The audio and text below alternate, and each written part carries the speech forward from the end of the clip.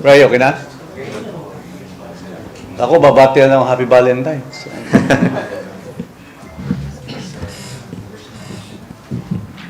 Okay na tayo? Dito na lahat? Sino pa? Habol lang si Comted. Oo.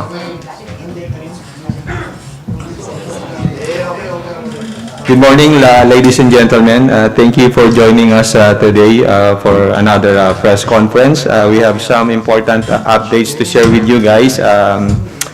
Our panel of speaker, of course, I'm Ryan Ponce Fafaco, your moderator for today's press conference. Our panel of speakers for today include Bataan 1st District Representative Geraldine Roman. Ako, Bicol Party List Representative Raul Angelo Gil Bongalon. Good morning. Happy Valentine's to everyone. One Rider Party List Rods L. Gutierrez. Happy Valentine's po. Palawan 2nd District Representative Jose C. Alvarez.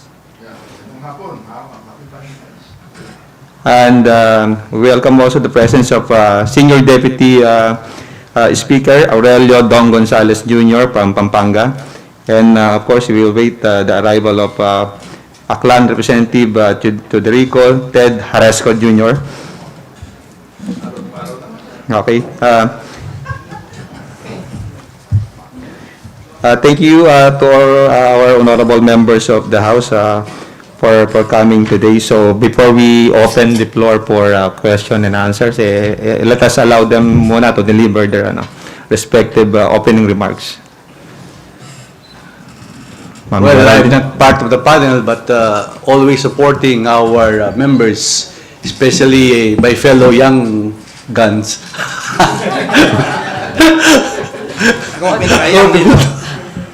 Well, anyway, ito na ang mga magagaling nating mga young guns talaga from my left, di ba?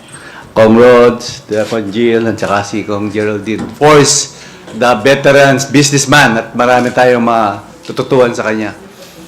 Congressman Pepito Alvarez. Magandang umaga po. Magandang umaga din. Hapon na eh. Ako nga pala, sorry. Hapon na, oo. Saka, ako naman, simple lang. Taga barangay, isang barangay sa Palawan, naging congressman. But I live all my life practically in ASEAN. Singapore, Jakarta, Vietnam. Practically half of my life. So you can ask me how these countries develop. Also, you can ask me about West Philippine Sea, kasi sa Palawan. And then, my wife is from Mindanao. I also have a place there. I've been in and out of Mindanao all my life. So, you can ask me anything about West Philippine Sea, Mindanao, and ASEAN. Thank you very much. Ako naman, I'm a firm believer in the necessity of amending the economic provisions of the Constitution. And for this reason, and I share this sentiment with many of the members of the House. And for this reason, we are closely monitoring what our colleagues in the Senate are doing, which is conducting the hearings for the possible amendments of these economic provisions. And of course, I look forward to an efficient handling of the hearings so that we can make what so many Congresses, so many batches of Congress have been wanting to do, which is to amend these provisions. No, I would like the 19th Congress to be known as the Congress that spelled the difference and didn't miss that golden opportunity to effect something that will be beneficial to our country, especially to the poor. Magandang hapon po sa lahat. Again, Happy Valentine's Day. Ako naman po si Congressman Raul Angelo Gil Bongalon, ang party list representative po ng Ako Bicol at party po ng Young Guns. And I would be very glad to answer questions with regard to pressing issues that we face nowadays. And sana po i-consider din po ng taong bayan, ng ating pong mga kasama ng mga public officials, ang mga pananaw ng mga kabataang legislador dito po sa Kongreso. Yun lamang po. Good morning. We welcome the presence of Congressman Ted Haresco. Sir, thank you for joining us today. Comrades. Good afternoon po sa lahat. Ako po si Rog Gutierrez, representative ng One Rider Party List and the only member of the minority here today. I'm very excited to answer questions and I hope I'll be able to give perspective given that context. Maraming salamat po. Comrade Haresco for your opening remarks.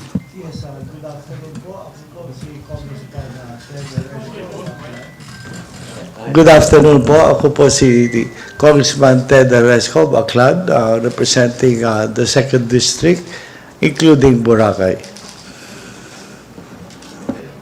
Thank you, honorable members. May I call Mr. Billy Vegas from Abante Politico for the first question. Anong ko lang po yung response nyo dun sa sinasabi ni Senator Ivy na gagamitin daw yung AKAP for People's Initiative? Well, for the knowledge of everyone, ang ACAP is a regular line item already in the GAA. Meron siyang a total of 26.7 billion pesos. Ano? And nowhere does it state that it is going to be used for the People's Initiative. So, I don't know. You cannot just immediately conclude that it is going to be used for that purpose. Kami, from the different districts throughout the country and representing our different constituencies, we look forward to that kind of help. Kasi, and even the DSWD has indicated its desire to roll out itong ang AKAP because it's much needed. It covers a sector na sa matagal na panahon hindi na nako-cover. Meron tayong, syempre, yung those covered by AICS, yung poor, considered as poor, but yung those who are in danger of belonging to that group, hindi nako-cover. So there is a need for it and we look forward to its implementation. But nowhere in the GAA does it specify that it's going to be used for PI. At I think I was also following the hearing, wala naman sinasabi yung DSWD na gagamitin nila sa PI yon.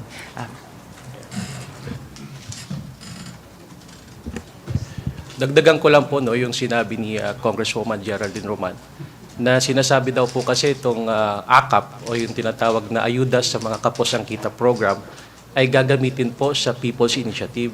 So isang malaking kasinungalingan na naman po at gawa-gawang kwento, no? Sapagkat makita po, malinaw po, no, dito sa dokumento na wala naman po sinasabi na gagamitin sa AKAP, no?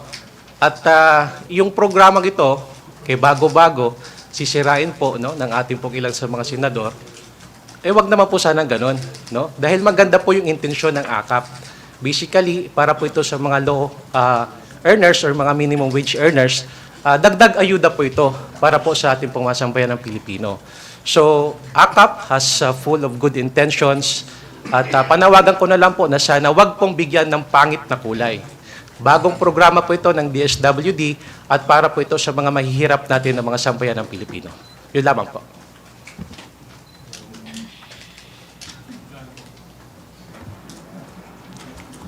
Kong Rods? Siguro po on our part, like I mentioned, I hope to give perspective sa minority. Nung una po namin nalaman that there was news of an inserted item, nagulat po kami. Because we'd like to think our role in minority is to really fiscalize the budget. But upon checking po, immediately, tinanong po namin yung secretariat, nalaman po namin ito po ay insertion sa BICAM naman po. So there is participation on both the parts of the House and the Senate. So nagulat po personally this representation sa allegation that this is an insertion on the part of the House at hindi daw po ito alam ng mga senador. Ikinagulat po ito namin. We were shocked to find out that they're unaware of this AKAP, but it seems to be very clear. Nakita po namin, line item naman, may special provision pa nga po doon sa ating GAA for 2024. So I don't know how this would be in any way linked to the People's Initiative. And if we look at the timeline, according to the Secretariat, this was actually welcomed by the Secretariat of DSWD. Alam po natin, especially yung very famous 4-piece program, marami na rin po nag-graduate doon, but still, they're still very vulnerable, especially given inflation. And I think it was actually mentioned po in the special provision ng AKAP that this is actually in support po sa kanila na very vulnerable pa rin. So with such a laudable intention, di ko po alam kung bakit this would be linked with PI, perhaps by timing, but I really think it's unfortunate. Di porket insertion po ito sa BICAM, ibig sabihin ay may masamang intention. I hope we can do away with putting malice to that. Speaking for our sector, for example po, yung libreng sakay, hindi naman po yun actually regular, yung service contract program. Pero nung linabas po yun sa BICAM as you could call it insertion, welcome na welcome po ito. So I hope we can do the same and welcome AKAP kasi we do believe na maganda po yung layunin ito. Yun lang po, I guess, on our part. Well, in addition, because Congressman Jill and I are members of the BICAM, and we signed this bicameral report before the President signed into law. Nandun naman po yan na i-discuss namin sa BICAM between both houses, the Senate and the Congress. Well, if you would be interested, we can provide you copies of the page where this item is included.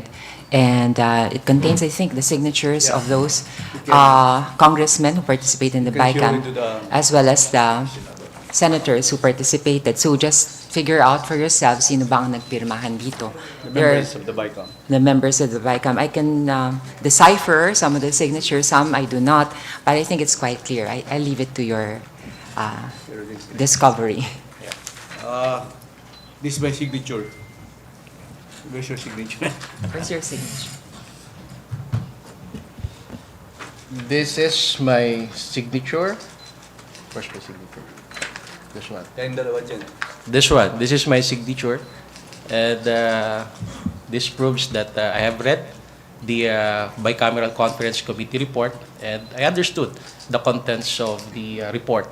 So malinaw po dito na alam po nila dapat ang nilalaman ng bicameral conference committee report at pangit naman po na sasabihin nila na nabibigla sila dahil meron daw pong 27.6 billion na pondo para sa AKAP, where in fact malinaw po last December 2 beses po nag-meet ang bicameral conference committee at napag-usapan po itong programang AKAP ng DSWD.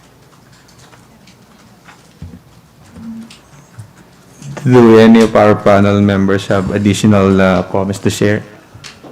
Kong Haresco and Kong Alvarez? Okay. Let's move to next question. May I call Mr. Elson Kismorio from Manila Bulletin? Hello po, Kongs. Good afternoon. A question po for Kong Alvarez, although anybody can chime in po. Boss, I think foreign investors are very eager to invest in the Philippines, and because of this, they are supporting the Chacha efforts. But recently po, former Associate Justice Carpio said na marami naman na daw pong laws na napasa that would allow foreign ownership of businesses in the Philippines. So there seems to be a disconnect po. If this is true na the laws are enough, bakit po may clamor from foreign investors to push for Chacha? So who should we believe? Sir. Wala namang yung who should we believe. Medyo kulang lang sila sa kaalaman. Yung mga napasang batas, opening up the economy, hindi pa sapat. That's very direct answer. Because in the other countries, pagpalagay mo na sa Vietnam, wala namang foreign ownership sa lupa. Kasi in a communist state, all lands belong to the state. Pero, definitive yung 25 years, 50 years, 75 years, ito yung mga benepisyo. Ito yung invest mo, ito yung tao employ mo, kompleto sa recados. Hindi yung open up mo lang economy, retail trade law, yung Public Service Act, kulang pa yun hindi sapat. Dahil bakit sabi ng quote ko yung Korean ambassador, I have lunch with him the other day. Ang sabi niya, out of 343 Korean investors, only 3 located in the Philippines. 340 went to Vietnam. Hindi ba sapat na yon na para tingnan natin na buksan na natin yung economy? Kasi kulilat lang nga tayo sa buong ASEAN. Yun ang masasabi ko. Boss, ano po main complaint ng Korean investors? Ambassador Lee. But what was May the main listahan sa doon sa sinite niya sa akin. Kunin ko kung gusto mo. Kaya lang, siyempre, overlands yun, sinabi lang niya. Give me the names. Hindi naman ko nun. I will get that for you. Ay, sige boss. Okay. Just to add, in this case, I think we should listen more to the potential investors. They would know the challenges that they face before investing in our country. And, syempre, we respect former Justice Carpio. He's a man of great experience. But between theory and practicality, and real talk, ika nga na sinasabi natin, pakinggan natin yung mga investors. And I think it doesn't take much to be observant, and compare our situation and that of other countries. Sabi nga nila, we have a constitution that is so specific. And unfortunately, it's too specific when it comes to the economic provisions. When in general, you go around the world, ang Constitution is just a declaration of principles filled with motherhood statements, your ultimate objectives, and it really gives leeway and space for Congress to legislate the laws. You were talking about laws, sinasabi nila, like the Public Services Act. It's being questioned at the Supreme Court precisely because of the economic provisions. Hence, the need to listen to the investors. And also, I think you will find out that they all want to invest, except that it's unattractive to invest in our country given these restrictive economic provisions.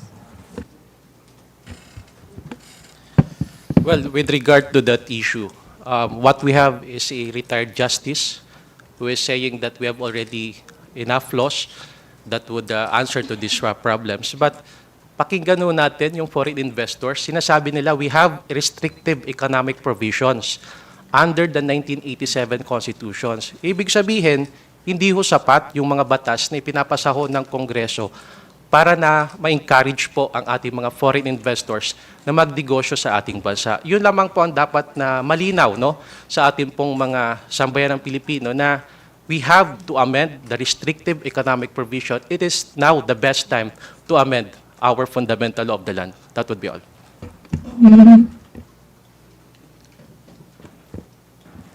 Ted.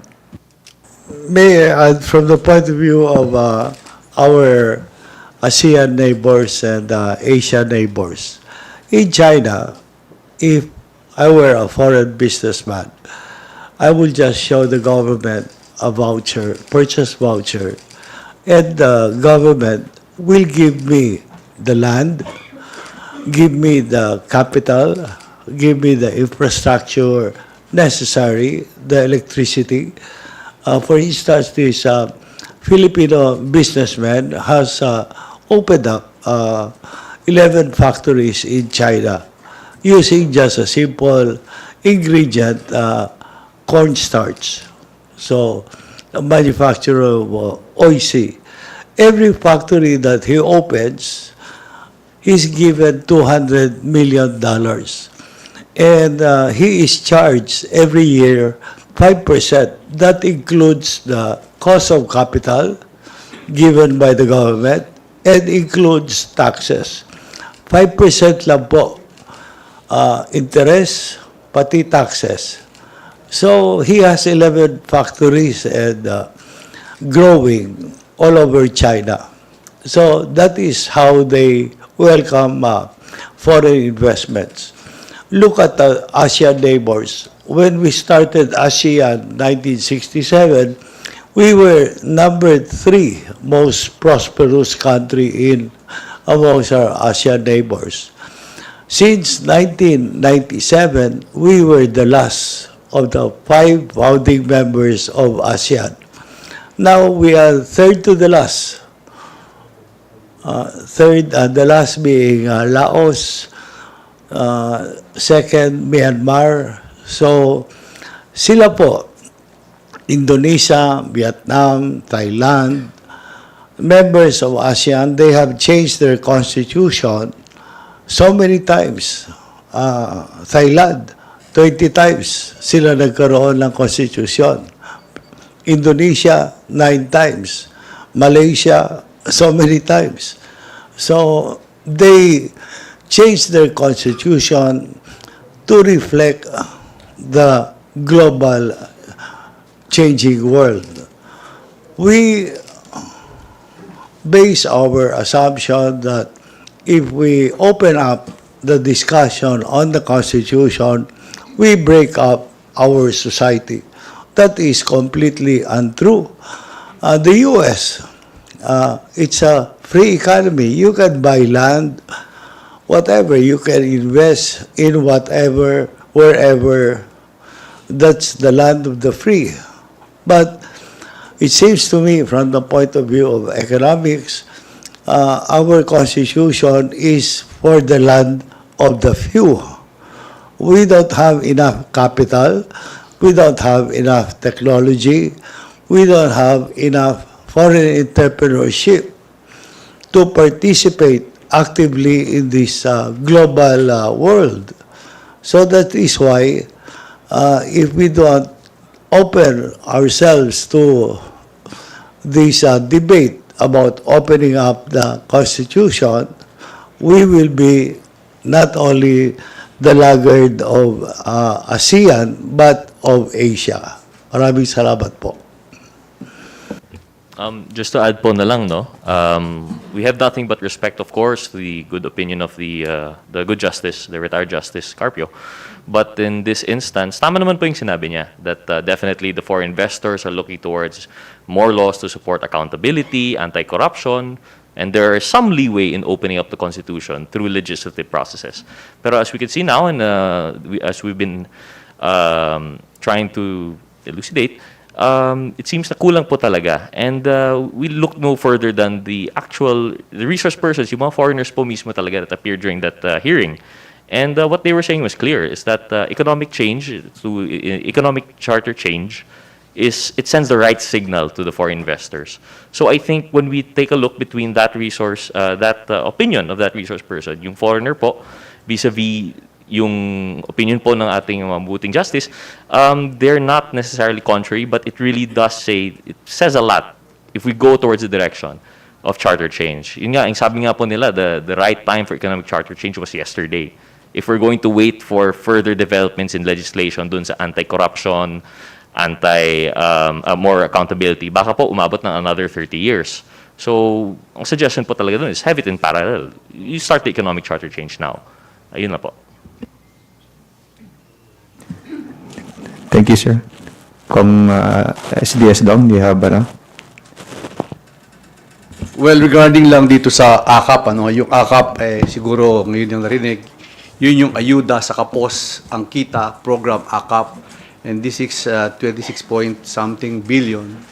And there is a committee report during our BICAM conference, and it was ratified in the Senate and also in the House of Representatives, headed by, of course, our Chairman Saldico, and our counterpart in the Senate, Senator Sani Angara. Kaya we have no hand on this AKAP, the DSWD will be the one to implement this. Wala po kaming kamay dito. So, there is an agency to handle this one. Thank you, Kongs. Thank you. Thank you. Kat Forbes of Radio Pilipinas, you are recognized.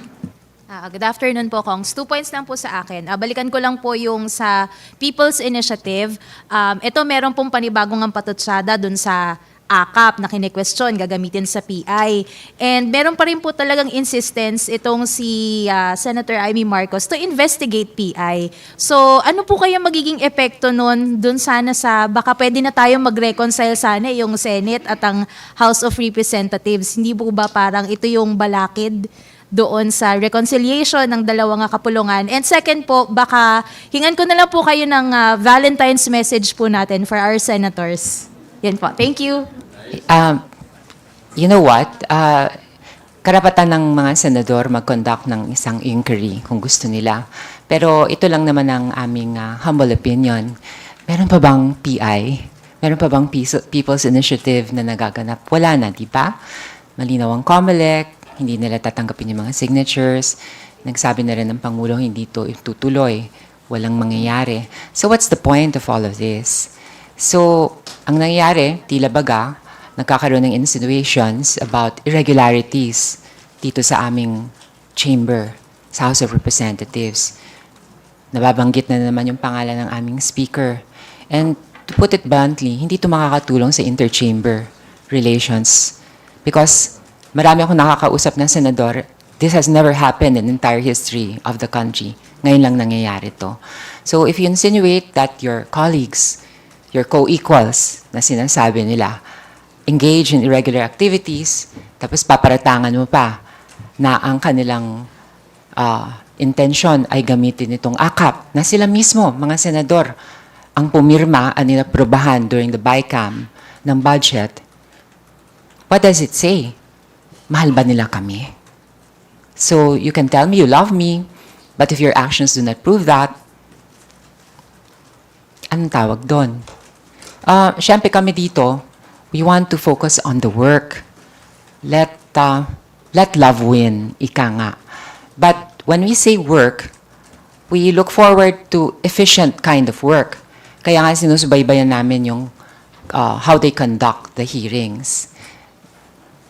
Siyempre, gusto namin sana, meron sense of urgency when they work, like what we do here in the House. We work with a sense of urgency.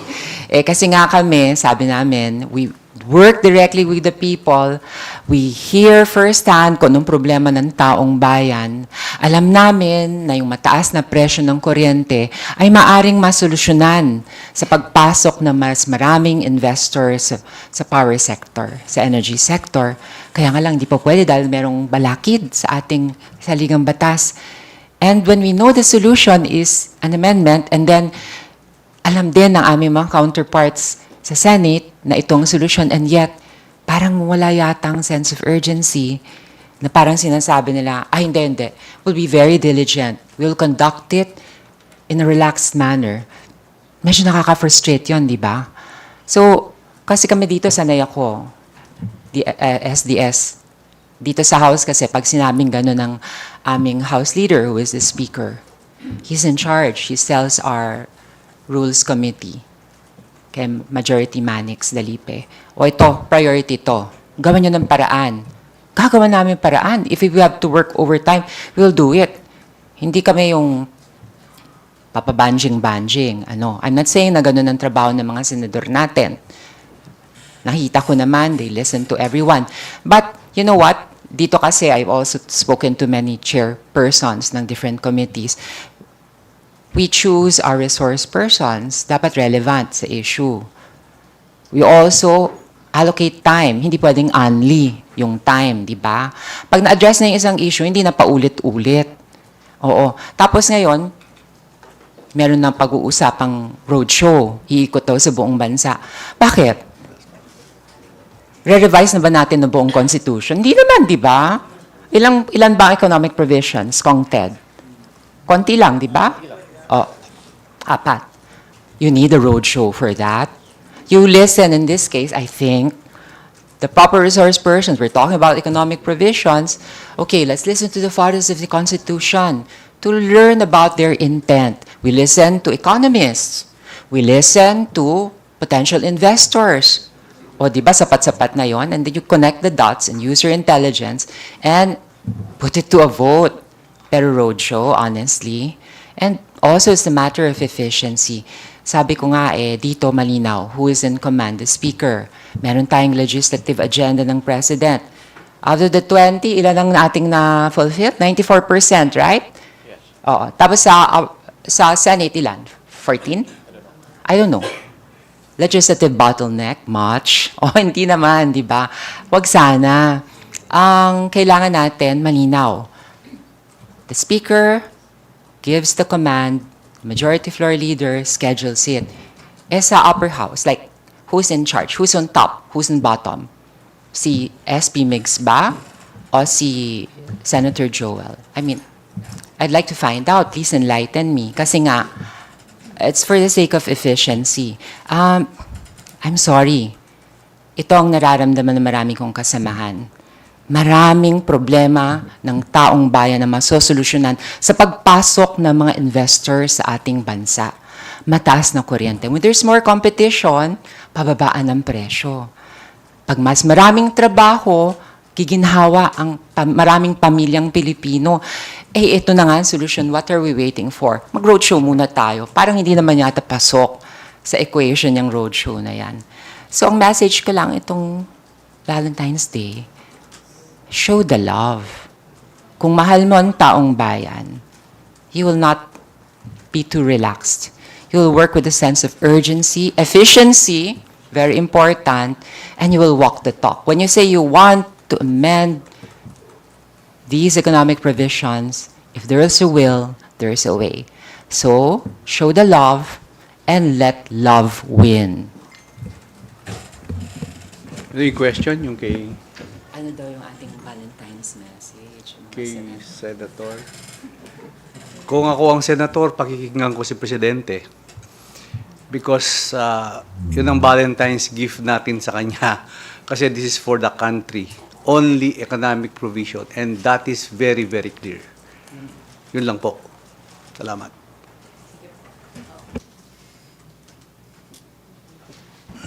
Happy Valentine po sa lahat, lalong-lalo na po sa mga mahal namin na mga senador.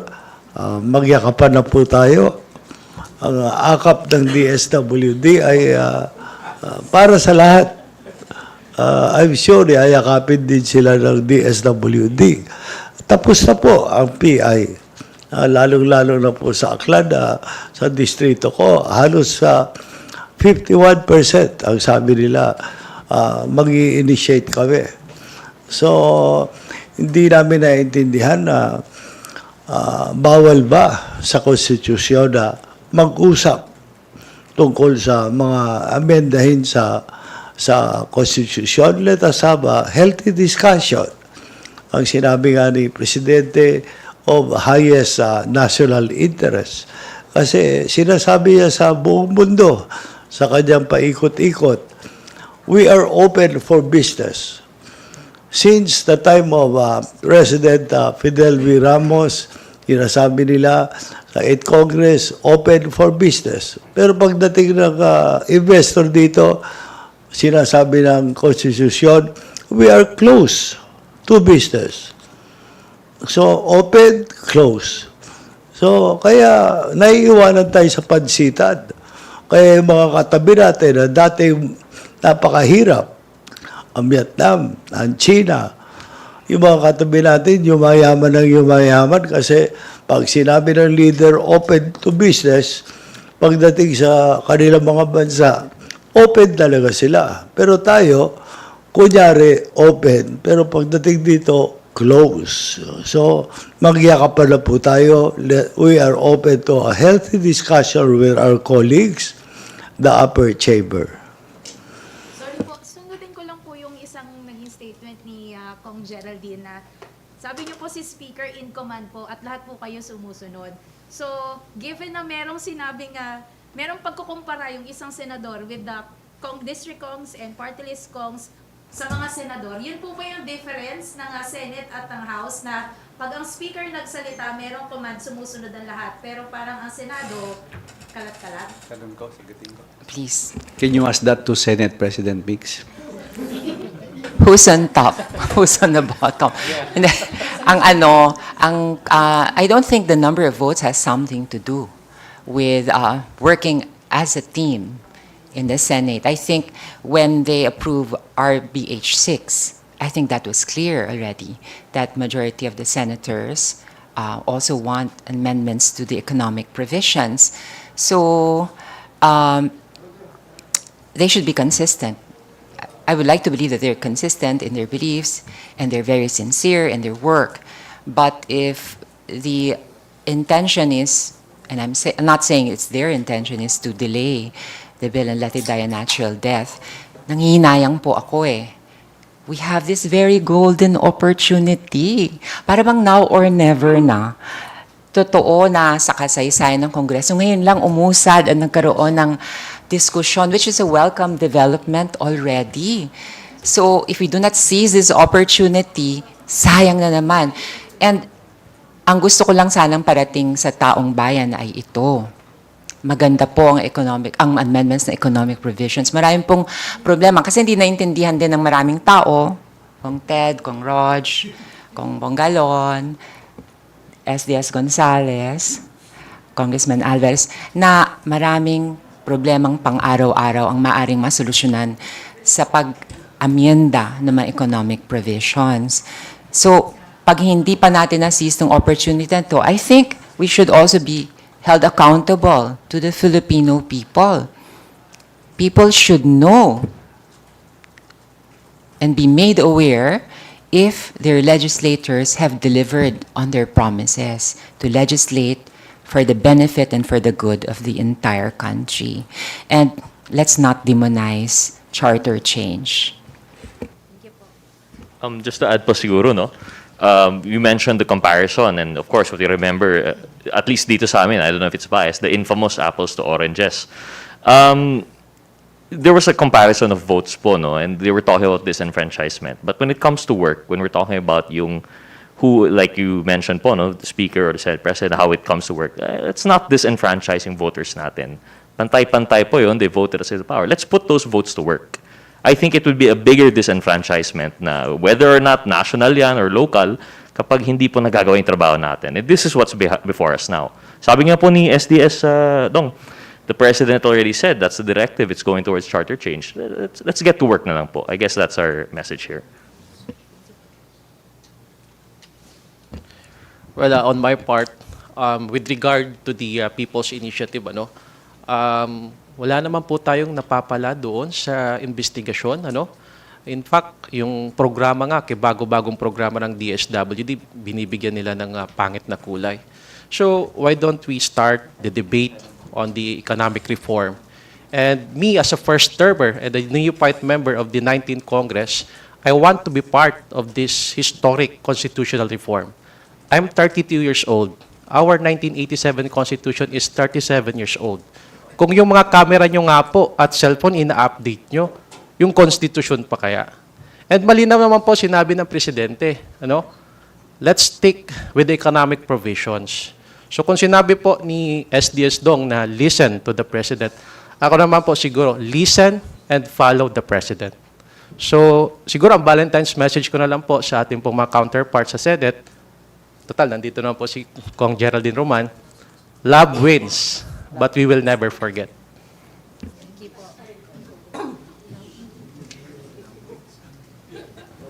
Thank you. Milky Ragunan from DZRH. Yanes ka, next ka.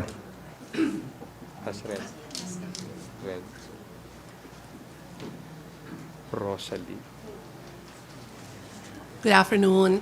Most of the business group supports the amendments of the 1987 Constitution on the economic provision, but based on them, mga reactions nila, too much political noise, away sa Senado at Congress might affect the business climate. Your thoughts on this, please?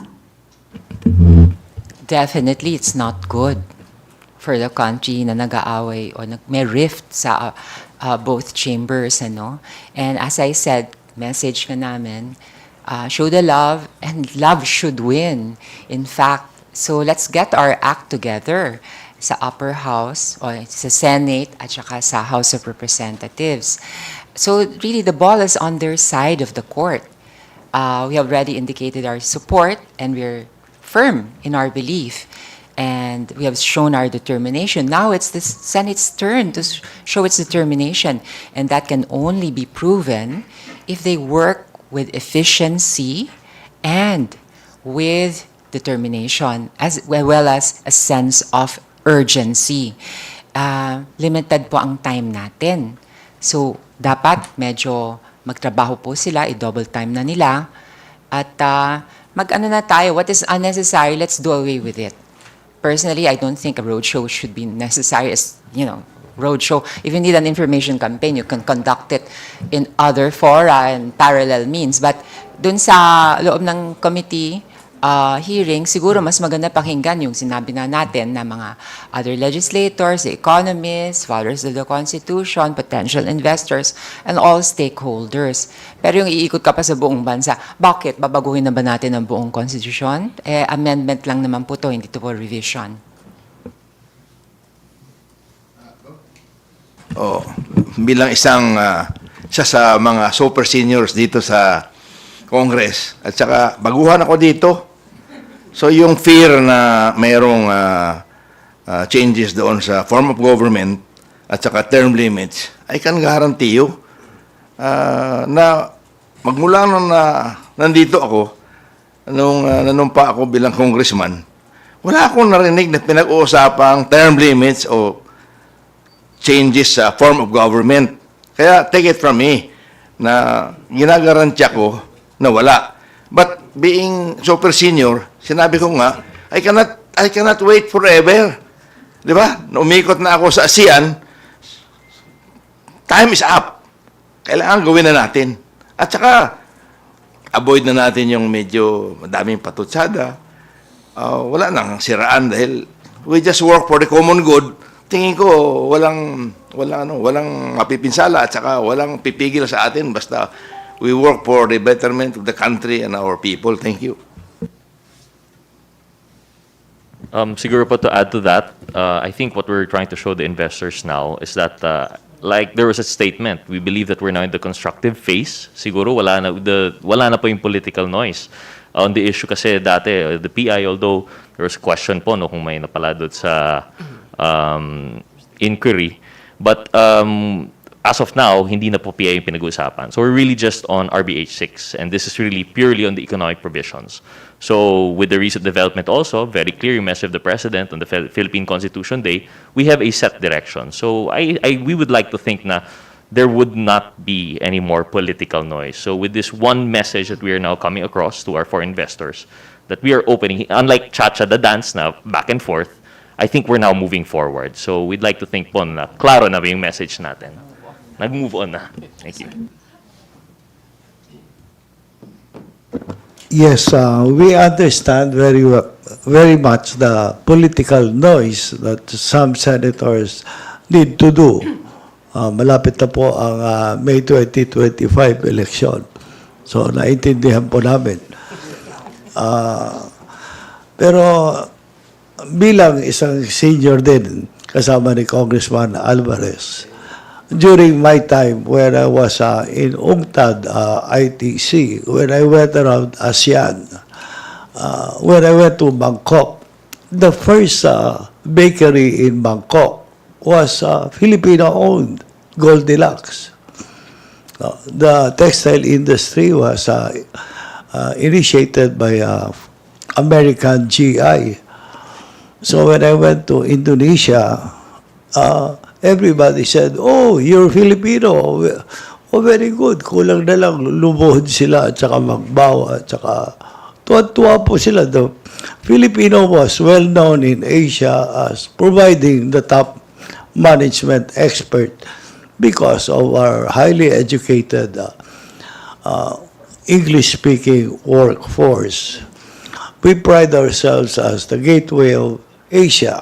So when China was developing, the gateway was there, but the gate was closed. When Malaysia, Vietnam, Cambodia, Laos, Indonesia are developing, the gateway is there for Korean and Japanese goods to be manufactured in the Philippines as a regional hub for our electronics and vehicle sector. But the gate is closed. So now, as we go to the Indo-Pacific, India and all that, the gate is still closed. So sabi nga ng kasama ko, 32 years old lang siya. But the gate has been closed. We, since the 8th Congress, have tried very much to amend the Constitution to purge these restrictive provisions that protect vested interests. But alas, 300 legislative measures from the 8th Congress to the 19th Congress, it's dead on arrival in the Senate. So, kailan pa po natin gagawin? Hindi naman pwedeng puro na lang tayo ayuda sa consumption variable ng economics. Dapat meron tayo sa investment. So, investment, capital. Capital. Sabi nga ng dating Chinese leader, si Deng Xiaoping, I don't care what the color of the cat is as long as it catches mice. So we should not care like our ASEAN colleague what color the capital is as long as it's capital. What color the technology is as long as it is technology. So let's open our economy. So pinag-uusapan lang po natin economic provisions. Hindi po natin pinag-uusapan iba kasi masyado ng komplikado yan. Maraming salamat po. Ayan, meron ng peg si Congressman Ted. Ako, sabi ko, show the love. Sabi ni Congressman Bongalon, love wins. Yung kay Congressman Ted, buksan ang inyong puso. One follow-up lang, Ryan. To Okay. SDS Gutierrez. Gonzales. Sorry, sir. As one of... Sorry, sir. Mga Rods yan. Kamayan ko na. Sorry. Sir, as one of the House leaders, wala bang effort na to sit down, to meet, talakayin yung bickerings between both houses instead of nag-aaway, not only in public, but also in both plenary halls of both houses? Araw-araw ba tayong sasagot sa Senado? They want plenary halls. That's voting jointly. Joke. Kasi plenary hall, di ba? I want your answer, sir. Joke. Not a joke. In the plenary hall, invite namin, that's voting jointly. Di ba? Like commission on appointment. Commission on appointment, if they will vote jointly. Di ba? For the confirmation. Anyway, si Speaker, joke lang naman yun. Anyway, si Speaker naman, open dyan, di ba? Palagi, how many times, times na silang nag-usap, di ba? They're open for the communication, di ba? To discuss this matter regarding economic provisions. In fact, meron na nga tayong arrangement, inuulit-ulit ko na lang po. And in Malacanang, in other places, in Makati, palagi po sila nag-uusap ni Senator Migs na willing mag-sit down kung ano ang dapat mapag-usapan para mapabilis po. Open po. Pero SDS Gonzales, for that to happen, don't you think, mag-stop na rin yung mga insinuations of irregularity thrown against members of the House? I mean, I think that's a basic rule, di ba? For us to sit down and smoke the peace pipe. Dapat wala nang mga ganyang insinuations or character assassination. At tigilan na yung apples and oranges na yan. I mean, like, that's the only way you can show your sincerity. We're very sincere here. All we want to do is to work and focus on the much needed, much awaited, and much maligned, amendments to the economic provisions. That's all we want to do. And mas maganda sana kung joint forces tayong lahat, tapos wala na itong mga intrigahan, mga kemehan, di ba? As we say. So, I think that's a necessary condition, as Des Gonzalez. Okay, Lina Escapanti from GMA Online. Good afternoon po. I would just like to ask po kasi yung 100 pesos legislated wage hike for private sector workers nasa plenary na po ng Senate, and I understand meron din pong similar measures sa House na pending pero nasa committee level. Would just like to ask, parang are you in favor of it, or do you see this gaining ground here po sa House, yung legislated wage hike for private workers? May chance po ba ito sa House of Siguro Representatives? Last Monday po, sinagot na ni Chairman Joey Salceda po yan, na ang affected yung SMEs. So, palagay ko, that is the answer already by Chairman Joey Salceda. Sir, I mean, meron po kasing pending measures na ganun, about legislated wage hike din. Nagva-vary lang yung amount dito sa House. So, yung mga measures po na yun, ano ba ang chances nun dito sa House of Representatives? Kasi I think kung Congressman Jolo Revilla, may ganun. Makabayan Block, kung Yeda, meron din po siyang ganung legislated wage hike. So, may chances po ba siya anong chances niya of passing here in the House? We will ask our majority leader in the Committee on Rules kung nasa stage na po, kung halimbawa committee report na yan, kung plenary debate na yan, pwede po natin itanong sa aming sa Committee on Rules. Thank you, sir. Red Mendoza from Manila Times. Hi po, good afternoon po. Two questions po. Kay Kong Rog, ask ko lang po, kasi member kayo ng minority, ilan po sa minority ang sumusuporta sa moves ng charter change? And second question, all congressmen, may kalalabas na pong survey ang OCTA, 64% said that the country is moving into the right direction. Any thoughts lang po doon sa survey ng OCTA that says that more than 6 out of 10 Filipinos are saying that the Philippines is moving in the right direction? Okay po. Behalf of the minority, I suppose it's really being talked about right now. We cannot say definitively yet until we have the provisions that are already on the table. But definitely for the majority of the minority, mukhang we are supporting economic charter change kasi the message is clear and we see the benefits. Of course, we might have apprehensions about which industries and which parts of the economy will be opened up. But definitely, I think I could speak on behalf of them na parang we will be supporting this move. But as for the OCTA, and I guess it is supported also by the stated OCTA research po, no, na it seems to be we're moving in the right direction, and to keep this momentum up, we will be working towards that. We put these votes to work. Yun na po, siguro. Other po, yung OCTA survey po, reactions lang po. May I find out the date, yung sa OCTA survey? The survey came po from December 10 to 14 po. This is the December survey. 64% said na the Philippines is moving in the right direction po. Okay, so malinaw, wala pa yung usaping charter change dyan sa survey na yan. Ano? Kasi itong issue na to medyo lumaganap lang naman itong Enero. So, well, it is a positive reflection of the sentiment of the people, no? That means that somehow the economic policies of this administration are working in favor of the Filipino people. So I'm happy.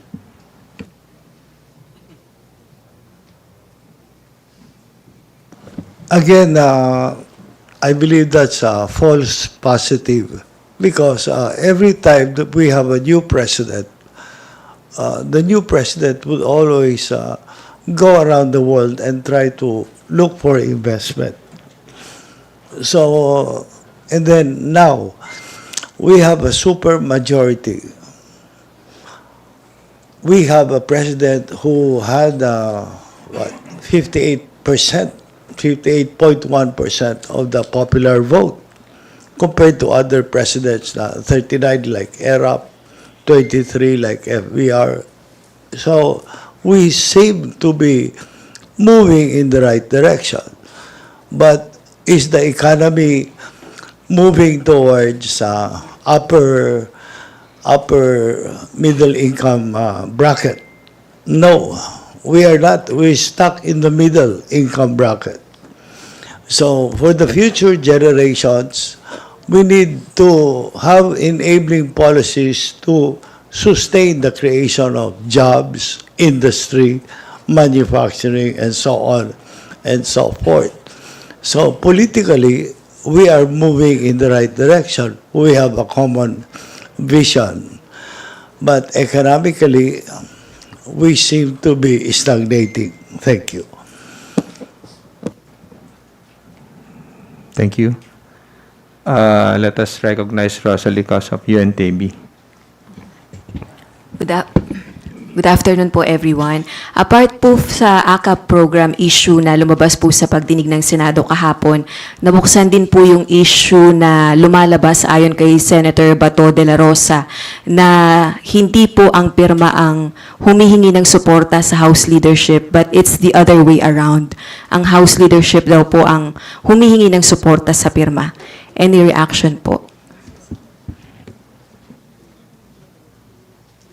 Well, that is Senator Bato de la Rosa's own conclusions. But as far as we know, we did not initiate the People's Initiative. We're fully aware of the nature of the People's Initiative. It should be as organic as possible. We did not initiate it from the House of Representatives. Follow-up lang po. When the House leaders met with PIRMA representatives, I think in January or late December, I can't remember, aware po ba ang House leaders na revoked po yung certification of registration ng PIRMA since 2004? Actually, wala namang meeting na nangyari sa PIRMA. They just visited the speaker. Wala silang pinag-usapan regarding that PIRMA. So, wala po kaming alam dun sa PIRMA in the first place. Number two, our speaker, syempre, pag speaker ka, daming pupunta, magkikipag-appointment. Tapos, after our meeting, sabi nga ni DSJJ, it will ends to photo ops, di ba? Speaker, pwede magpa-picture. So, syempre, sa likod, may tatayo, di ba? Pero wala po kaming, pinag-usapan sa lalo na si speaker, wala po alam dyan. Kong Rods. Just to add to that, no, I can't speak for the leadership, no, but just on the issue of yung SEC revocation, just a personal opinion, People's Initiative, if organic and genuine, is an exercise of the sovereign. It's the will of the people. So it would not really necessarily require an SEC certificate. Hindi naman kailangan na meron tayong certificate to go around or SEC certificates are there for protection ng business. Bawal po mag-solicit for investment or bawal po magnegosyo ng ganitong industry. But for you to go around and campaign for genuine change, karapatan po yan ng tao. So I just, on that topic lang, yung sa SEC certificate, I don't know if, personal opinion lang po for this representation, I don't know if that's actually very relevant to the issue of PI. Yun lang po. Thank you. Krisha of Inquirer. Hi, good afternoon and happy Valentine's Day po. I would just like to ask anyone who can answer po, can you paint us a clear picture po of what happens if the Senate fails to deliver by March? Much has already been said about the need for urgency na dapat ngayon na, etc. But if the Senate fails to deliver by March, does that mean that economic chacha is dead in the water for the rest of the Marcos administration po?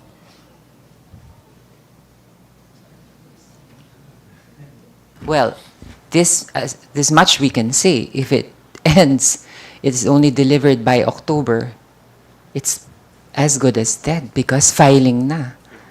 Wala nang tututok dyan. And understandably, all those who are running for the midterm elections will not be focusing on that very important issue.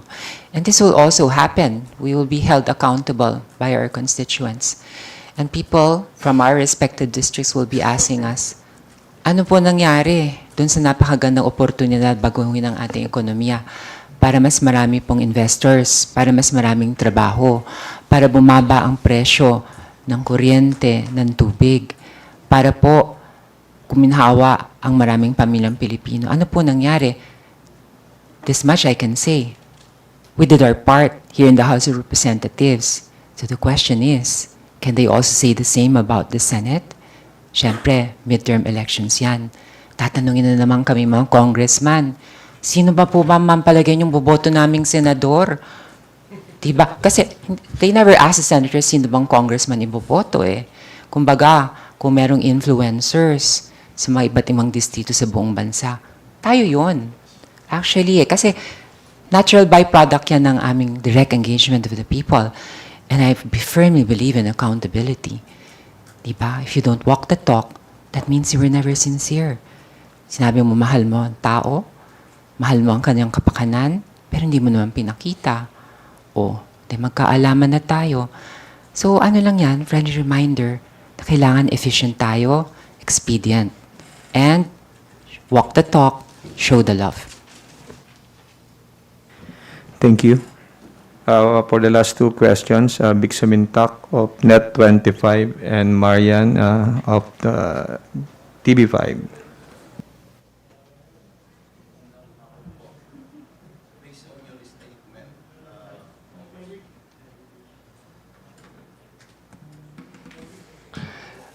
Based on your statement, Congresswoman Roman, so is it safe to say na magiging barometro sa 2025 midterm election kung sino ang susuportahan ng mga congressional representative ng mga senador kung sakaling mabigo ang Senado na maipasa yung economic chacha by March?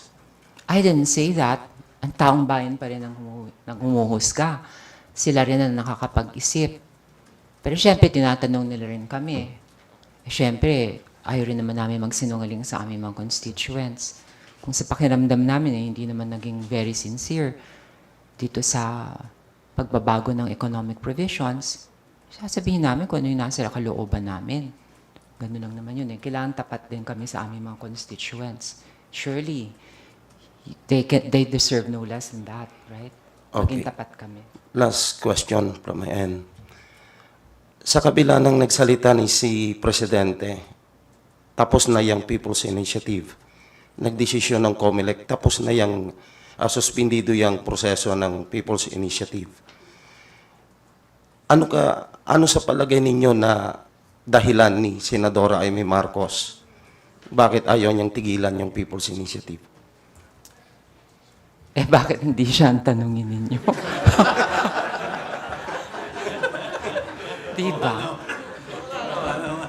I'm not a mind reader, basically, and I always have to assume na may good intentions ang ating senadora, si Amy Marcos. But I think you should be asking her, not us. Thank you, ma'am. Marian, you're recognized.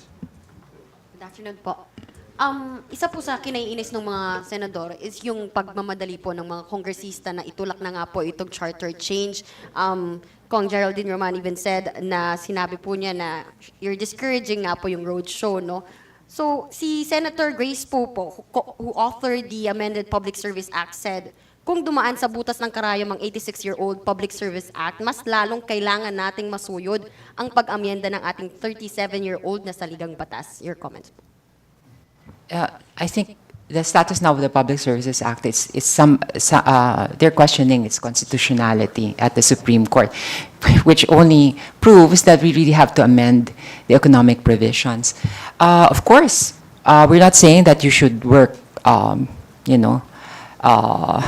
without a sense of responsibility or without being diligent. But part of diligence is also efficiency. You have a target, and the chances now. The problems are there. The solution is quite obvious. So what's stopping you? Really? What's stopping you? I would love to understand why they want to take their time, it seems. No? But I still have to trust and I hold on to that hope that they will they're fully aware of the urgency of the matter. Diba? Hindi naman ako nga, niisip ko, di po ba, SDS, kayo, part kayo ng BICAM, kayo, Congressman Bongalon, ang hirap kayang suriin nung ating budget, item per item, nakakaya nyo 2 linggo, lalo na pagdating sa mga DPWH projects. Pero dito, ilang economic provisions lang to. Napakadali. You just say, oh, you want 40, 50, 60, 70, 80, 100. lift na. O sabihin mo kung anong sectors ang open natin. Hindi. Ganun lang kadali yun eh.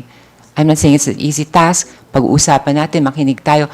But for it to take how many months? Marso, Abril, Mayo, Junio, Julio, Agosto, September, Oktubre. 8 months? Talaga, kailangan ng 8 months? Budget ilan napapasa pagpaspasa na?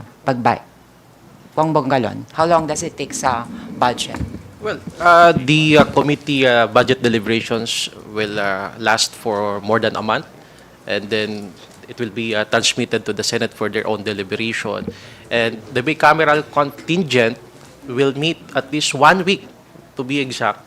So, natatapos naman po yung budget no, ng ating gobyerno. So, I guess mali po yung narrative na minamadali daw po kasi ng Kongreso yung Senado with respect to the issues on the RBH6.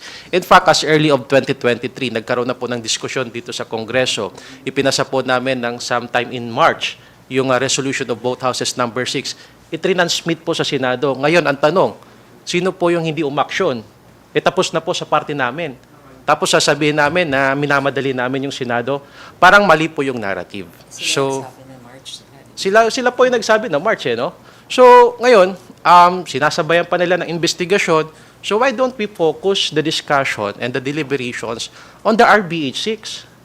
And then, let's have a timeline so that we can discuss and start the debate. Ang akin lamang po bilang first termer, umpisahan po yung debate sa pagbubukas ng economic provisions. Yun lamang po, para makonsidera po yung point ng Kongreso, ng mga ekonomista, ng mga foreign investors, and then we'll meet.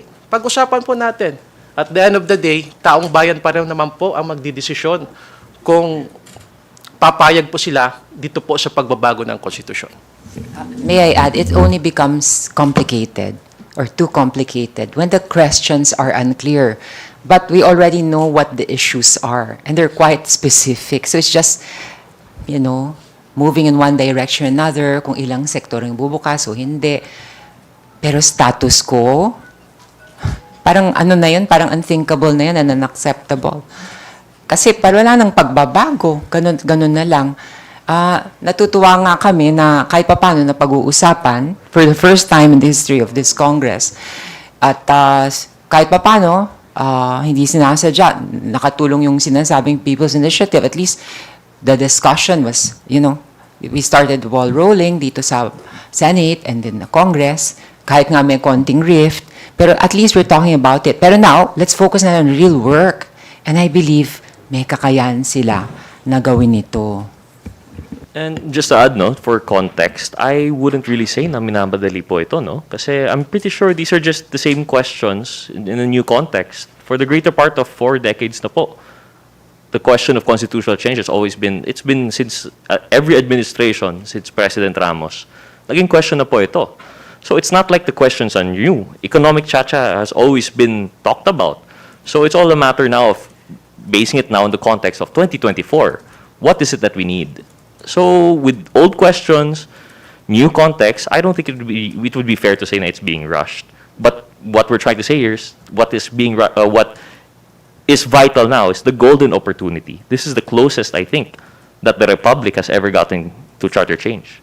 So let's get to work. Yun lang po siguro. Hindi naman sa minamadali, but let's get to work. Alright. Last na lang po, sir. Sorry. We've been hearing po na always you follow the president. Even the previous press conferences follow the president. Even SDS Gonzales urging senators, yun na yung Valentine's gift natin sa kanya. Sumunod yung mga senador, makinig kay Pangulong Marcos na itulak nga pa yung economic chacha. So, ang siste po is laging silang follow the president. Paano na raw po yung check and balances? Check and balances. Alam ko yung check and balances nangyayari. Both chambers, kami ang nag-check and balance sa judiciary and executive. Di ba? I think that is the main purpose of that. So, minamadali, alam mo, si Presidente naman, loud and clear, very, very clear. And sabi niya sa PhilConsa, healthy debate, pag-usapan, Napaka-clear po. Kaya sabi ko po sa inyo kanina, kung ako si Senator, kapatid ko pa naman, Senator Amy, tulungan ko. Kasi the success of his brother is the success of our country. And this is only economic provision. There is no political. So, yun po ang pwede kong masabi. We will follow the President. If I may add po, no, perspective siguro ng minority, there are a lot of policies rin of the President that we don't necessarily agree with. Especially dun sa transport, yung focusing on rails, yung PUV-MP, we have questions there. But one thing that we can't deny is that he is the President right now, and there is a definite economic strategy. He has been nothing but consistent, I would say. From the start, he's been going around countries, gathering support for investment, and for us to deny that purely because of checks and balances, as they call it, sayang naman po. So, all that we could say now is that we support that economic stand. No? Excuse me. It is the job of the executive, actually, to design and establish a strategic plan and framework, no, for economy. And it is our job here in Congress to provide the necessary legislative measures to enable these strategies to be fulfilled, no? But of course, hindi naman namin sinasayang yan lahat, you know. But in this case, wala namang masamang hiningi ang ating Pangulo eh. During his SONA, sinabi niya, ito ang ating ang gusto ko sanang maipasan yung mga batas. Sa paming pagsusuri, napakaganda naman po. Kaya nga nag-deliver kami ng 94% ng legislative agenda ng ating Pangulo, no? So when it comes to Chacha, kahit na mismo ang Senado, no, through SP Meg Subiri, sinabi niya, pabor kami. So yun ang pinangahawakan po natin. So wala naman ditong conflict at hindi naman nawawala yung checks and balances po. Well, just to add, I guess there's nothing wrong if we in Congress aligned with the economic policies of the President. As we all know, the President is the chief architect of the foreign policies, including in the economic policies. So we are here to support. Anyway, the Supreme Court is there, the judiciary is there. If there are excesses on the part of any instrumentality or government offices, we can go to the Supreme Court and question all these acts allegedly committed in any manner, no, of these government instrumentalities. So basically, the checks and balances is not compromised if we follow the economic policies of the President. Comted? Yes, let's not forget what happened during COVID. The global supply chain was set back because China experienced or directed a lockdown. So, lahat po ng mga commodities all over the world medyo tumaas at saka most affected during the time of COVID.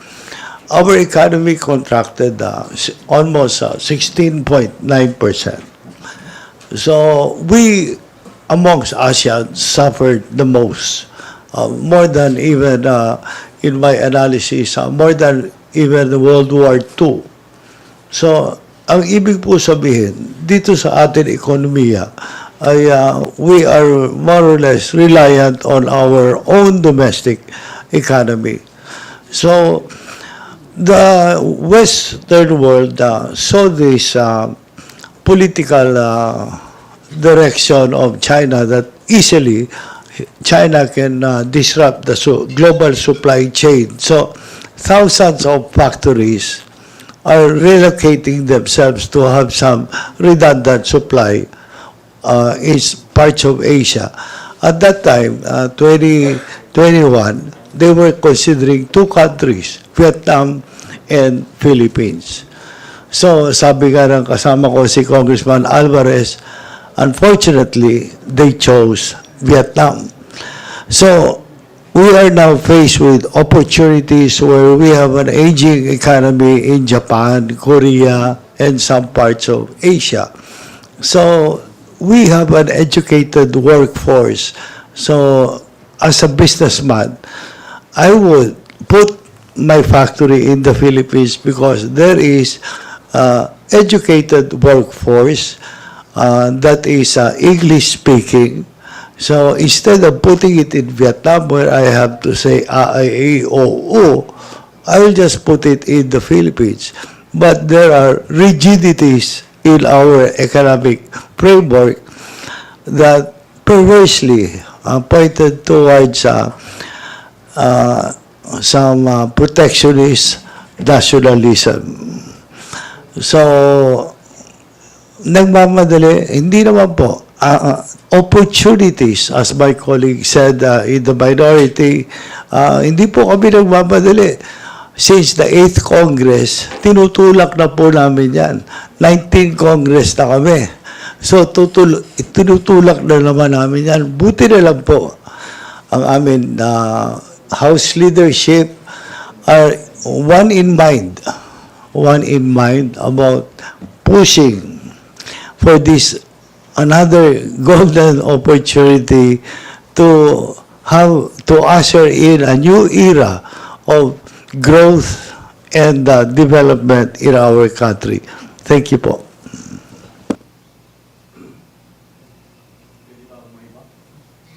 Go ahead, sir. Kasi itong ating kasama sa Senado, si Senator Amy, keep questioning on AKAP.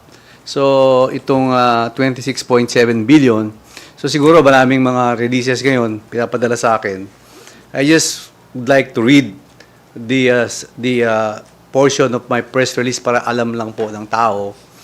It would be absurd now for senators to be questioning the AKAP and other assistance funds included in the national budget and administered by the Department of Social Welfare and Development, because they approve it.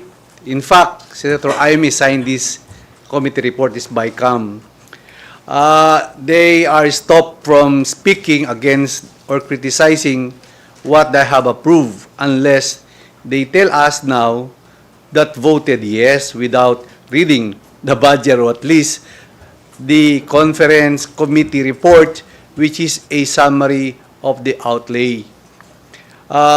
It is the DSWD that has sole authority over these funds. That is clear in the budget law.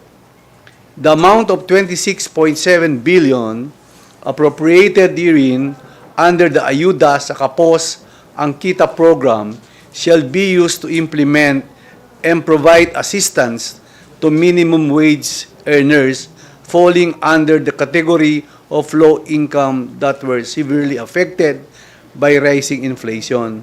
Implementation of this provision is subject to the guidelines to be issued by the DSWD and the existing budgeting, accounting, and auditing rules and regulations. Clearly, it's very clear that the Speaker has no House member has no role in the implementation of the program and the release and spending of funds. So yun lang po, para malinawan lang po natin na Senator Amy, ito po, nakabilog yung pangalan niya, na pumirma po siya sa BICAM report. Sada po, tiningnan niya to, this 26.7 billion. Binilugan ko po yung pangalan niya, na pumirma po. Ako, ayun po, nakapirma po ako dito. Si Congressman Jill, nakapirma rin dito. Ako, nakapirma. Lahat ng miyembro po ng BICAM conference, nakapirma po rito. Thank you po. Well, additional reaction, yes, I confirmed that I indicated my signature here in the bicameral conference committee report, wherein the ACAP program, which we funded for 26.7 billion, na ang layunin po ito para po sa mga low-income earners. At ito na lang po, tanong ko na lang siguro, bakit po pilit na binibigyang kulay yung mga ayuda ng gobyerno at pilit po na ikinokonekta dito sa People's Initiative? Ayuda po yan ng gobyerno. And the last time I checked, it is the Executive Department who is the implementing agencies for these respective programs. Yung mga programang ito po, halimbawa, MAIP, TUPAD, AICS, inimplementa na po ito for the previous years. Bakit po ngayon, bibigyan nila ng kulay at kami daw po ang nag-iimplementa no, nitong mga programang ito. These are programs of different government agencies of the government. Wala pong say dito ang mga House members. So yun lamang po ang aking kapaliwanagan para po hindi po mabudol ang ating pong taong bayan na pilit po na pinapasama ang mga imahe ng mga kongresista. Thank you, sir. We invite our guests to share your closing remarks if there are any. Okay. Closing remarks. Ganda nga po uli.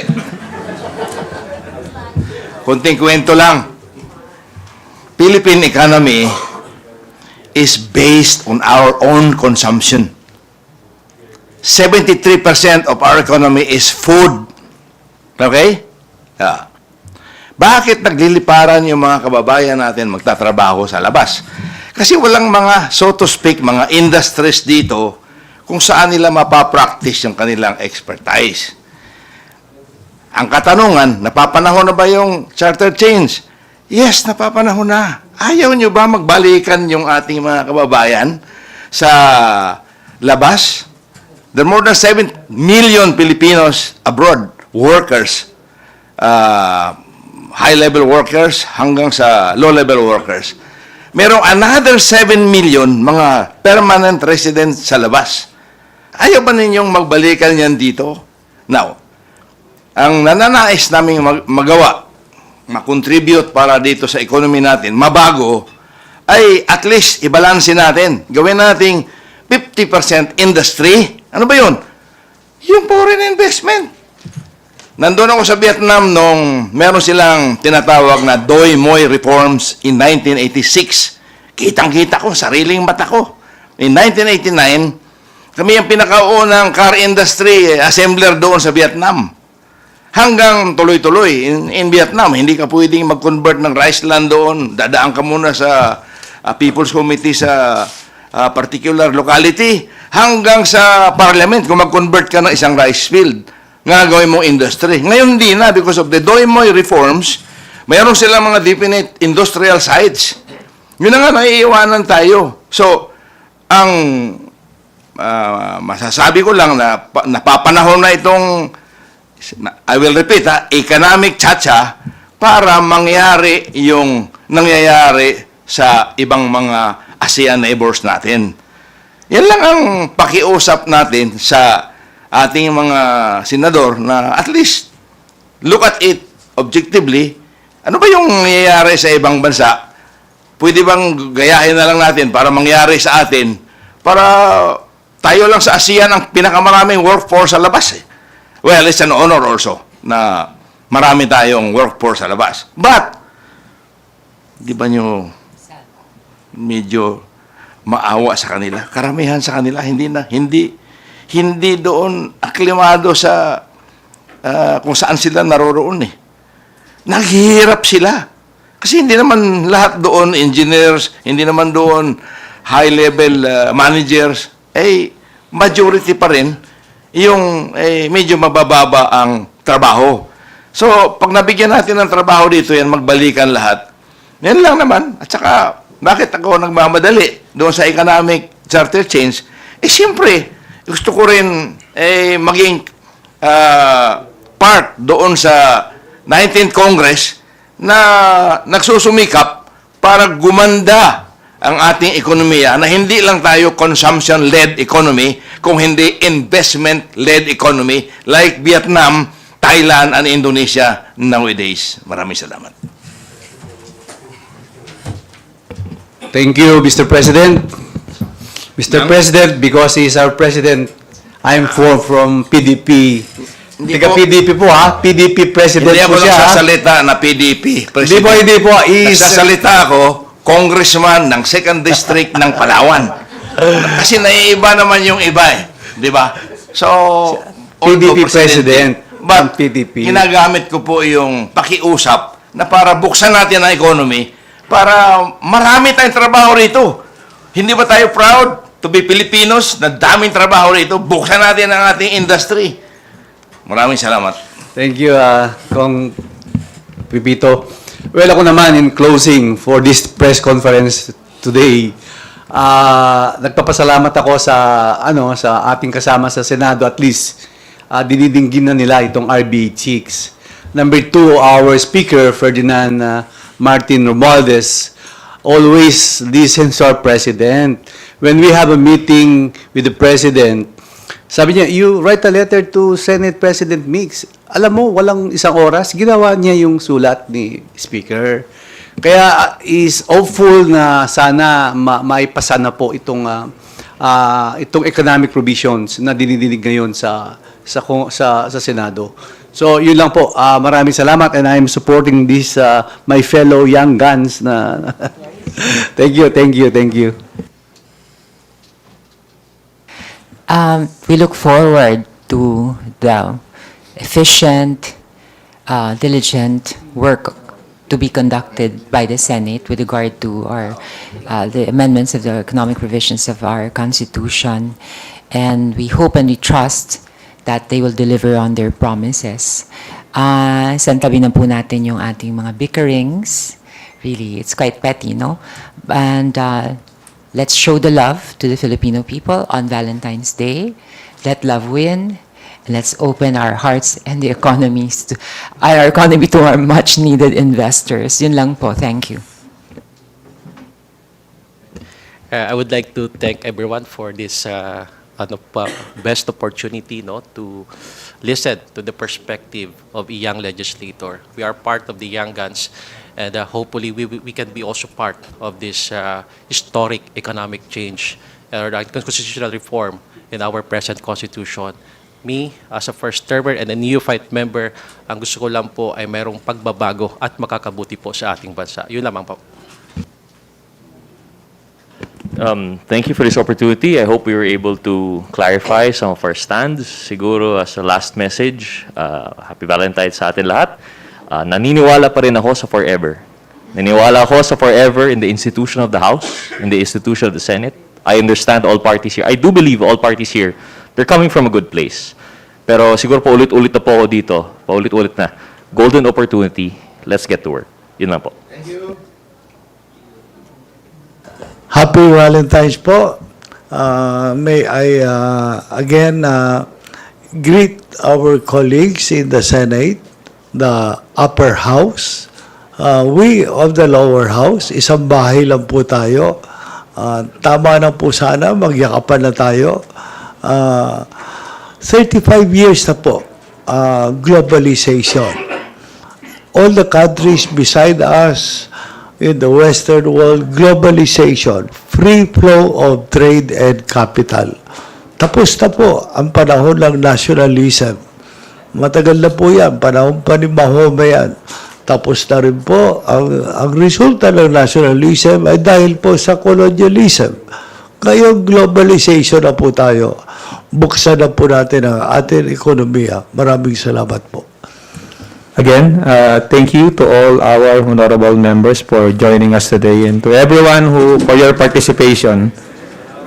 Salamat din pala sa present Public Affairs Bureau led by OIC Executive Director Jun Pisco for helping us provide the transcript of our press conference. Thank you, everyone.